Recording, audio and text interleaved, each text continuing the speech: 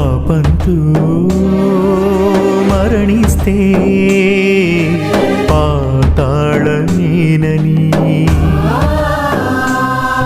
అపరాధంతో కనుమూస్తే అగ్నిగుండమేనని,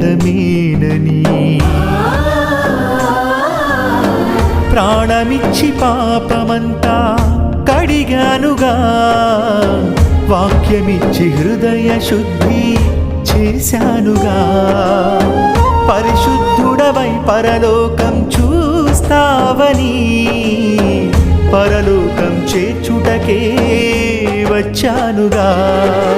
రక్తమిచ్చి బ్రతికిస్తే భక్తి లేక బ్రతుకుతావా? పరలోకాన్ని మరచి పాత బ్రతుకేస్తావా? రక్తమిచ్చి బ్రతికి